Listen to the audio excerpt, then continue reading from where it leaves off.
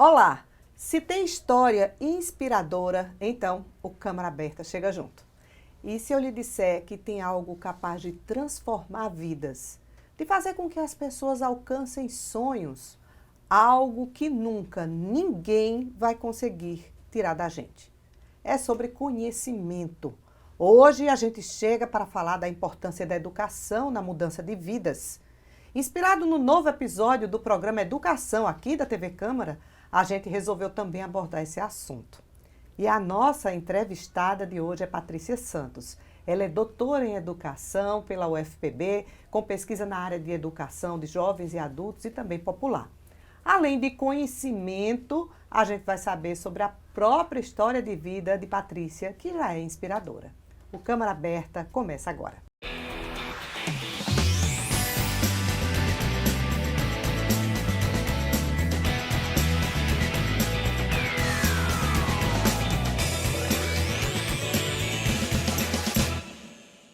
Patrícia, seja muito bem-vinda aqui ao nosso Câmara Aberta. Muito obrigada, Michele. Foi um prazer. Queria agradecer o convite, né, de poder estar compartilhando aqui ideias com vocês. Patrícia, eu poderia começar a entrevista já perguntando sobre muitos dos saberes que constam aí no seu extenso currículo. Mas eu prefiro mesmo é que você fale de Patrícia, como foi o início de uma trajetória aí para conquistar tanto conhecimento. Bom, eu moro na capital, mas eu sou do interior. Eu sou de São Bento, das Redes, e cheguei aqui em João Pessoa em 1997, em fevereiro. E vim para aqui para cursar o ensino superior. Nessa época, as oportunidades, né, de você fazer um curso superior não eram tão acessíveis. E eu vim, morei na residência universitária feminina e cheguei aqui com uma mala, a coragem e vontade de estudar. Vindo do interior para a capital, mas já adulta, mas muito jovem. Eu tinha 22 anos, né? Quando eu terminei o ensino médio, eu fiz vestibular, mas não consegui passar de imediato. E aí, quando eu consegui, eu estava com 22 anos. Eu cheguei aqui. E muitos desafios, né? Porque a realidade de uma cidade do interior, há 25 anos atrás, era muito diferente. Mas lá, você teve dificuldade para estudar ou você sempre já estava inserida lá em São Bento, dentro desse contexto de busca de conhecimento, a família ativou isso, enfim? A minha mãe, ela, apesar de ter pouco estudo, né? Que ela depois acabou terminando na EJA, né? Completando os estudos dela. Mas ela gostava muito de contar histórias para a gente quando a gente era criança. E isso eu acho que ativou assim, o meu gosto pela leitura. Sempre gostei muito de ler. E mesmo com esse gosto e com essa vontade de estudar, eu tive dificuldades na minha trajetória escolar. Eu fiquei reprovada, eu tive dificuldade de ser alfabetizada, né? Eu tive que ir para uma professora assim, de reforço, que me alfabetizou com a carta de ABC, né? E também quando eu cheguei na sexta série, eu fiquei reprovada em matemática, né? Então, eu já, né, quando eu fui para fazer vestibular, eu já estava acima da idade do que se espera, né, para você terminar o ensino médio. Mas passou, chegou aqui com a cara e a coragem para cursar pedagogia. Isso. E não foi uma coisa planejada, não. Assim, de que eu planejei fazer, estudar para ser professora. Não foi bem assim. Eu tive uma experiência em sala de aula, logo quando eu terminei o ensino médio. Isso antigamente era possível, né? Você tinha uns arranjos políticos que, mesmo sem formação, você conseguia ter alguma experiência. E pedagogia, eu fiz vestibular para direito, né? Naquela época você fazia o peneirão, que chamava, né? E passava para a segunda etapa e minha pontuação só dava para entrar na segunda opção, que era pedagogia. Eu sempre digo que a docência me escolheu, eu não escolhi a docência, né? E aí, nesse período, eu trabalhava como caixa de supermercado. Aqui em João Pessoa? Não, lá em São Bento. E eu lembro que eu cheguei no trabalho falando, eu passei no vestibular, aquela empolgação, e uma pessoa né, que trabalhava comigo, falou, mas você vai deixar o seu emprego para estudar, para ser professora? E aí aquilo me desanimou um pouco. Eu cheguei em casa, mas mãe, será que dá certo? É muito longe, eu vou morar... Como é que vai ser? E minha mãe, na sua sabedoria, disse, não, minha filha, ter um curso superior é muito importante, então você vai. Então isso foi o impulso que eu precisava para vir. Mas eu não E quando tu chegou aqui, quais foram as dificuldades que você mais identificou, enfrentou? Deu vontade de desistir aí pelo meio do caminho? A dificuldade é porque eu não tinha nenhum parente que morava aqui. Eu vim morar na residência universitária através de uma pessoa que eu conhecia, que me passou as informações de como era. E eu vim mesmo sozinha. A dificuldade era essa, assim, não ter ninguém próximo. Minha mãe mandava uma quantia, mas era muito pouco, que eu conseguia comprar as passagens, né? Para ir aqui da Diogo Velho, que era a residência, para a universidade. Então, eu ia pela manhã e ficava por lá. Para comer e tudo? Era no RU, né? No RU. E almoçava e jantava por lá, só voltava à noite para a residência. Eu lembro que uma dificuldade inicial é que o dinheiro só dava para comprar passe estudantil. E a gente, quando chega, você faz a carteira demora a chegar. Passou uns 3 meses para chegar. E eu ia para o Mercado Central, que era onde eu pegava o ônibus, e eu ficava observando qual era o cobrador, que não era muito exigente com a questão da carteirinha, porque eu não tinha ainda carteira, né? Então, eu ficava nessa expectativa, porque quando pegava um que era muito insistente, eu apresentava a declaração, mas ele, não, mas tem que ser a carteira. E eu toda vez passava por esse constrangimento para poder conseguir chegar lá na universidade.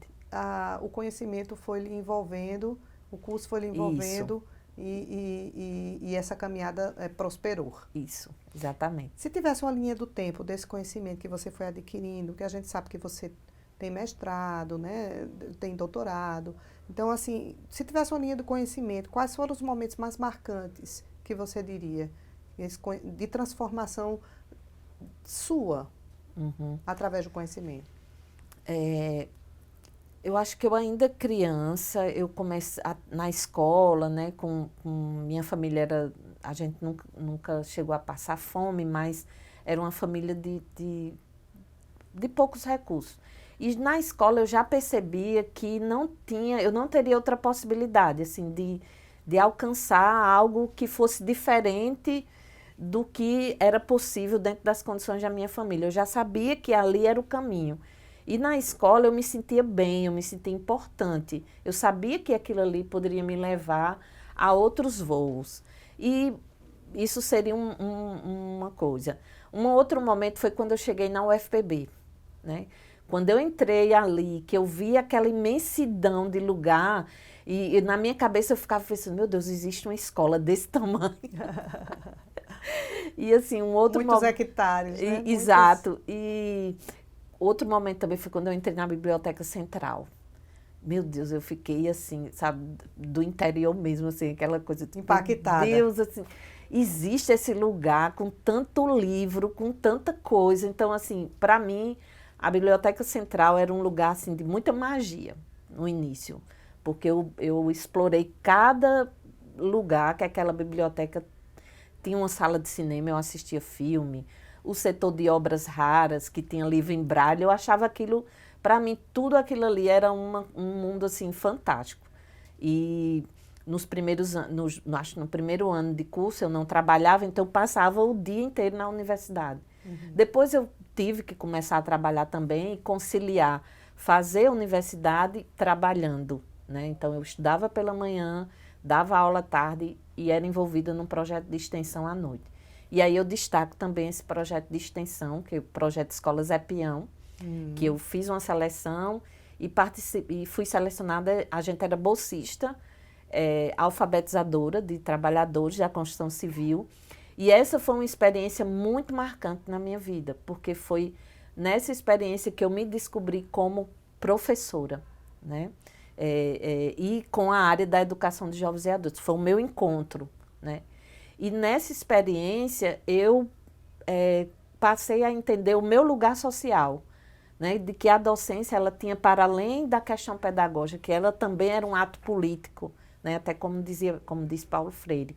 A docência é um ato político. E eu passei a entender isso depois que eu participei do projeto Escola Zé Peão, onde eu fiquei 6 anos. 3 como professora e 3 como coordenadora. Então, essa experiência foi um divisor de águas. Apesar de que eu trabalhava também em escola privada, mas essa experiência me marcava mais, né?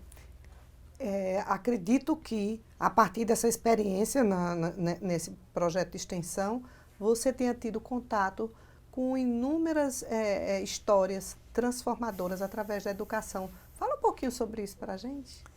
É engraçado que com os meus alunos a gente tinha uma certa identificação, porque eles também eram do interior e moravam na capital, né? Antigamente as estruturas das grandes obras, elas tinham alojamentos enormes e os trabalhadores vinham desses vários municípios, passavam a semana aqui e voltavam para casa no final de semana. A diferença era que eu ficava aqui todo o tempo. Então, a gente tinha muito essa identificação, porque eles eram do interior, eles sabiam um pouco da minha realidade. E muitas histórias, eu lembro em especial de um aluno, a minha sala de aula era na Epitácio, nesse ano. E eu cheguei e cadê a Eronides? Cadê a Eronides? E os meninos, professora, olha, a Eronides está assim, encantada. Eu disse, o que foi que aconteceu? O professor passou o dia riscando as paredes. Eu disse, fazendo o quê? Fazendo o nome dele, porque ele não sabia assinar o nome. Aí ele aprendeu a assinar o nome. Aí eu eu quero olhar isso aí. Desci no refeitório, estava Eronides. O encantamento dele por ter aprendido a assinar o nome, né? E a gente vê que é uma coisa tão simples, mas para ele e para muitos jovens e adultos que estudam na EJA, aprender a assinar o nome é uma coisa libertadora, porque eles se sentem com muita vergonha quando chega num lugar e tem que assinar com o dedo. Então, é uma coisa que tem a ver com a identidade, a autoestima. E para ele, assim... como se abrisse um portal mágico ali, que a pessoa começasse a vislumbrar que existe um universo para além daquelas paredes, né? Que é a escrita, que o conhecimento leva. Ou então que ele tem a possibilidade de dominar aquele universo, porque o contato com a escrita já existe. Mas aí aquilo ali é uma coisa que ele não domina. Não acessa. Aí se sente, de certa forma, inferiorizado, isso, né? Exatamente. E chegar e assinar com o dedo é uma prova pública de que ele não domina aquele código ali, né? Estamos conversando sobre o poder transformador da educação com a educadora e doutora na área, Patrícia Santos. A gente vai para o intervalo, chamando antes um trechinho do nosso programa Educação, produzido aqui pela TV Câmara, pelos jornalistas Meire Alves e Ivanilton Pessoa. Até já!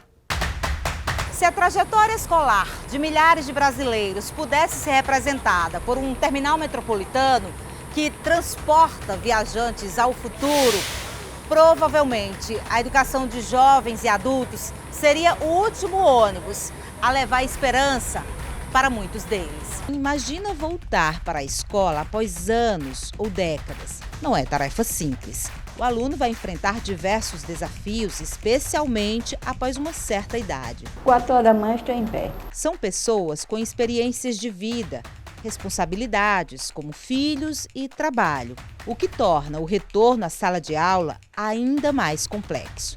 São avós, mães, que ao invés de descansar na hora do seu almoço, tira esse tempo para estar estudando. Mas agora eu sei assinar, ponho qualquer ônibus, vou para qualquer bairro, não tenho mais dificuldade.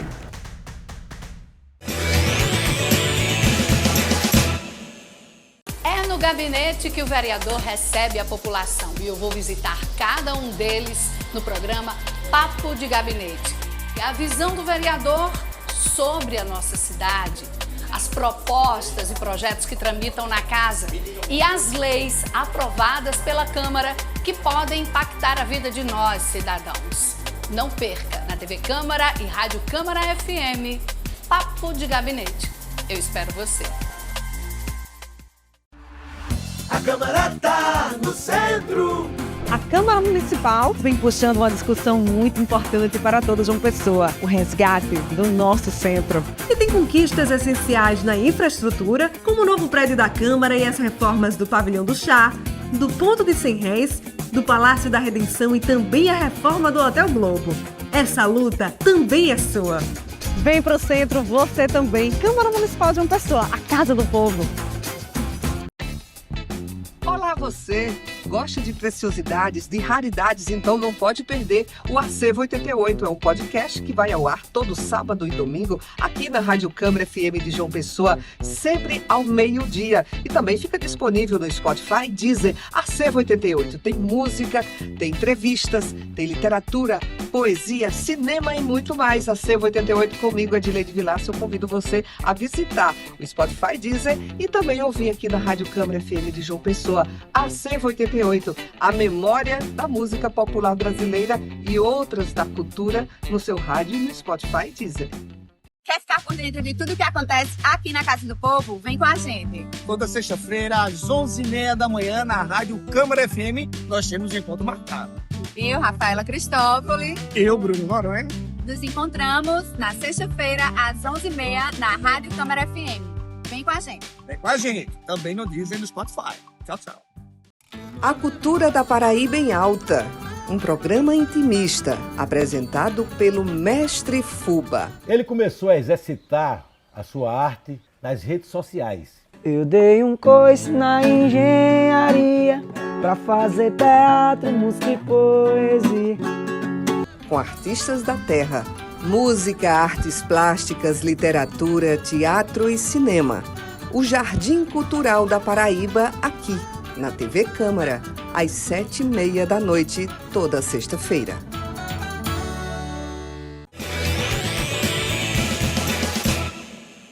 O Câmara Aberta está de volta com a nossa entrevista com a educadora e doutora na área, Patrícia Santos. Falamos sobre a mudança de vida pela educação. Antes da gente dar continuidade aqui no Bate-Papo com Patrícia, nós vamos conhecer uma história inspiradora através da educação com o repórter Harrison Alves.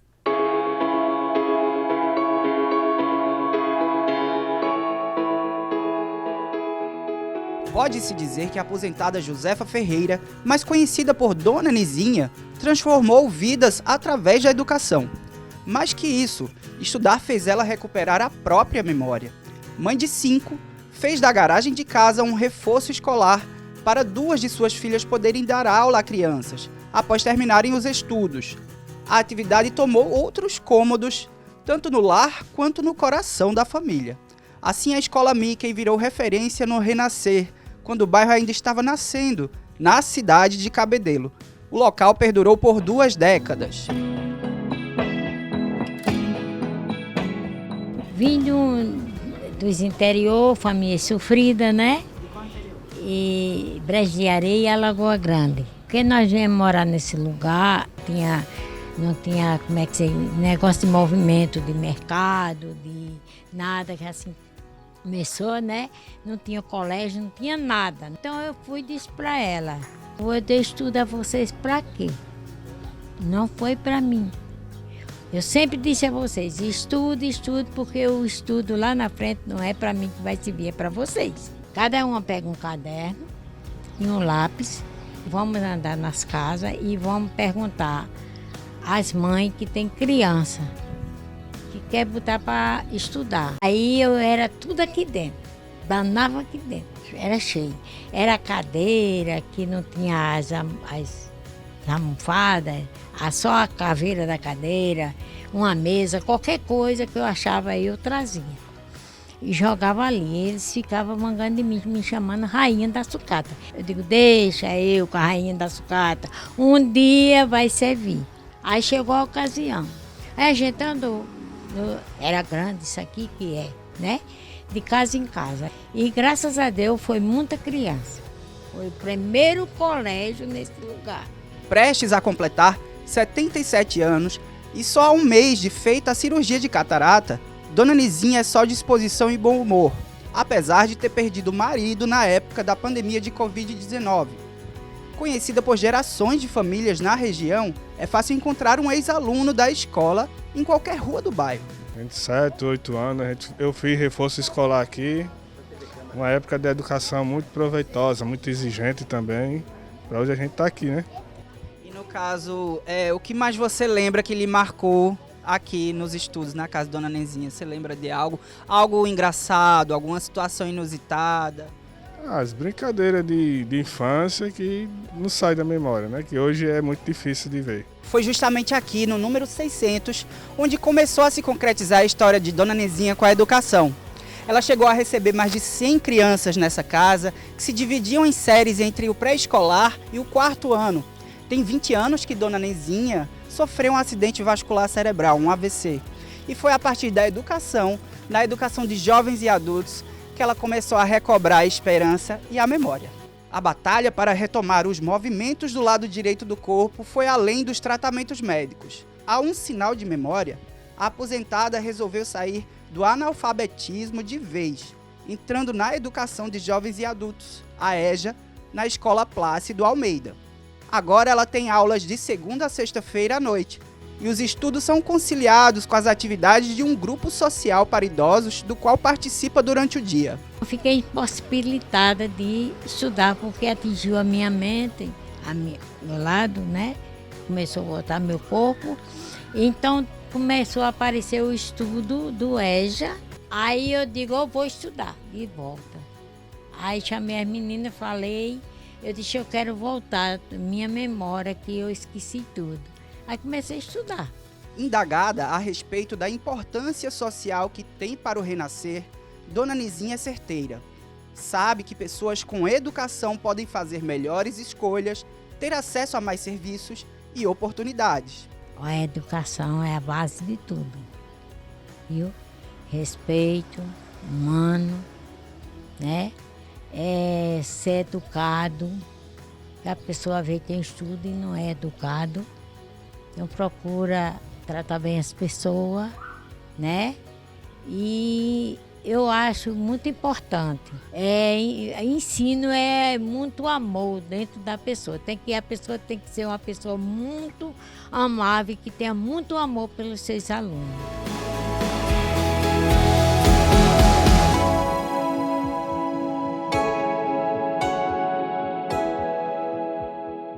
Voltando aqui para a nossa entrevista, Patrícia, eu tenho certeza que você tem muitas histórias, a gente já começou a falar disso lá no primeiro bloco do nosso programa, dessa questão do poder transformador da educação, né? A gente viu na reportagem de Harrison uma dessas histórias, mas fala um pouco da sua análise, como você vem testemunhando isso, como isso vem sendo uma experiência que gera estímulo a mais para a tua docência, para o teu trabalho, tua jornada? Na minha pesquisa do doutorado, tanto o mestrado como o doutorado, a minha pesquisa foi na área de educação de jovens e adultos. E ela foi, eu desenvolvi no interior da Paraíba. Muitas entrevistas, né?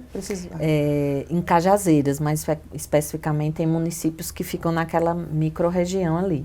E eu peguei, a gente tem que delimitar, né, o público, e o meu público foram 6 idosos, né, que moram na zona rural ou em cidades bem pequenas e que não tinham escolarização ou que tinham pouca escolarização. E aí, isso surge porque a gente tem, no decorrer dos últimos tempos, uma redução no número de matrículas, né, dessa modalidade, né? Isso é um fenômeno nacional. E a minha pergunta de pesquisa era essa: por que que esses adultos, idosos, eles não estão procurando a escola? O que é que acontece? Quais são as dificuldades?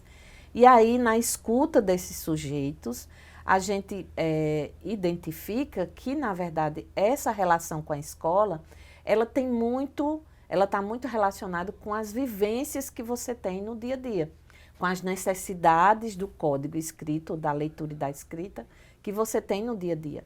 E isso até trouxe uma nova perspectiva de compreensão desses sujeitos, da relação desses sujeitos com a escola.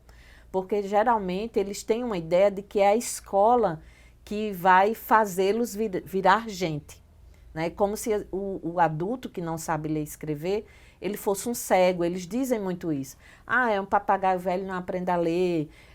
Eu era um cego, professor. Então, assim, é como se a escola definisse a pessoa, quando na verdade não é bem assim. E aí, quando você começa a estudar, a escutar essas pessoas mais a fundo, você compreende que, na verdade, elas têm saberes, elas têm um conhecimento, como um dos meus entrevistados, ele é comerciante, inclusive lá em São Bento, né? E ele, bem sucedido, lá chama marchante, ele tem um açougue e tal, e não sabe assinar o nome. Nossa. Né? E ele contando a história dele, que foi para Brasília quando era mais jovem, antes de se firmar como comerciante, vendeu rede lá em Brasília, sem saber nem, assim, o banheiro, ele e ela. Ele disse que ficava observando. Onde os homens entravam, ele ia. E aí você pensa, como que uma pessoa dessa conseguiu, numa capital como Brasília, se virar sem ter domínio da leitura e da escrita. Então, isso são histórias que vão inspirando a gente e fazendo a gente perceber que existe saberes, que não são os saberes escolares, mas que não são valorizados na nossa sociedade, porque a nossa sociedade é uma sociedade da escrita, mas que esse saber tem um valor, né? Então, isso me inspira muito e me deixa muito sensível para escutar as histórias dessas pessoas. E também valorizar esses saberes, né? Quais os fatores mais comuns que nas suas pesquisas, nas suas experiências, a senhora identificou em relação a o que faz a pessoa descontinuar os estudos e depois aí buscar tardiamente lá através do EJA? Não existe uma explicação universal, porque essas justificativas, elas vêm a partir da realidade dos sujeitos, que são diversas e complexas. Então, tem, por exemplo, as mulheres. Não vai estudar para não escrever carta para o namorado, né? Tinha muito isso. Ou então porque tem que ajudar o pai na roça. Até um determinado momento, ter muitos filhos significava ter mão de obra para trabalhar na roça, para ajudar a família, até porque disso dependia o sustento. Tem a ver também com a falta de oferta, né? Era muito difícil. Às vezes você escuta adultos falando que tinham que caminhar quilômetros até a escola mais próxima. Então, as políticas públicas, elas só se intensificaram em relação ao acesso à escola para todos, como um direito universal e subjetivo, a partir da Constituição de 1988, né? E enquanto educação de jovens e adultos, a gente tem, na verdade, uma dívida que é histórica com essas pessoas, né? De uma sociedade que muitas vezes não valorizou. Se a gente pensar até o século passado, a década de 60, a gente tinha 50% da população brasileira era analfabeta, né? Então, você ter... Esse número já diminuiu, mas ainda temos muito analfabetos. Isso. E eles estão... E analfabetos funcionais, né, professor? Também, que é um conceito que já se traz, né, atualmente, que aí não basta só... saber assinar o nome. Ler e escrever um bilhete simples, que é isso que o IBGE define como alfabetizado. Se a gente tivesse uma análise mais criteriosa, a gente teria uma quantidade bem maior. E é essencial oferta de políticas públicas para pessoas dessa área. E essas políticas, elas têm que pensar a realidade desses sujeitos. Eu estava até pensando aqui, para transformar a educação precisa se transformar, né? Essa transformação, na sua visão, ela passa por quais obstáculos? Claro, precisa dessas políticas públicas que a senhora está falando aí. Voltando um pouco à minha trajetória, por que foi possível eu vir para João Pessoa cursar uma faculdade? Porque existiam políticas de assistência estudantil. Então, existia a residência universitária, eu tinha acesso, eu podia me alimentar no restaurante universitário. Então, sem essas políticas, seria impossível. Você jamais sairia lá de São Bento? Não tinha como, não teria possibilidade. Mas, naquele período da década de 90, a gente vivia, na verdade, um desmantelamento dessas políticas, porque o governo da época, na verdade, ele foi tirando recursos. E agora é que a gente vê, no contexto atual, uma valorização do curso superior. Então, existe essa preocupação e compreensão de que a população, ela precisa ter uma escolarização. Então, você tem um conjunto de ações que contribuem para que as pessoas acessem a educação e permaneçam. Ainda não está o ideal, mas é uma diferença se a gente for analisar a história, né? Muitos educadores acabam também se desestimulando ao longo do caminho, especialmente nos lugares mais longínquos, onde existem tantas histórias, né, desafiadoras para se enfrentar, mas também nos grandes centros, né? Hoje, professores estão realmente enfrentando muitas demandas, né? Então, eu queria que nesse final do programa, que a gente, né, poderia continuar falando sobre esse poder transformador, você dirigisse essa sua mensagem em relação aos professores, né? Porque a inspiração que eles produzem perante esses alunos, às vezes, é tudo que se precisa para transformar uma vida. A gente já teve experiência de uma professora que veio aqui hoje e tudo se resumiu a uma professora que ela tinha e que foi a grande inspiração da vida dela. Exato. Eu não vou entrar naquele clichê de dizer que é uma questão de amor ou de missão, né? Porque a sociedade, ela precisa entender que o professor, ele é um profissional, como você é repórter. Sim. E como a gente tem médico, advogado, então o professor é um profissional que precisa ser valorizado, e essa valorização, ela não passa só por salário, é preciso que a gente tenha condições de trabalho, mas a gente, se for analisar a história, a gente já teve muitos avanços, precisamos melhorar mais. Enquanto professora ou profissional da educação, eu procuro sempre preservar e buscar, assim, qual é o meu lugar social, sendo, né, trabalhando na escola pública, com filhos de trabalhadores, que eu trabalho em escola de periferia, a gente sabe, a gente se depara com realidades, assim, cruas, né? Então, eu busco sempre me firmar nisso, assim, qual é o meu lugar social, de onde eu vim, e qual é o meu papel político, mas não só pedagógico, nessa ação que eu estou fazendo. E lutar, porque sem luta não tem conquista. O professor, ele é um profissional que ele precisa lutar por seus direitos. E lutar por ele para lutar pelos seus alunos. Sem esquecer essa dimensão da sua importância na vida do aluno, porque aquele aluno que está com você esse ano, passou o ano.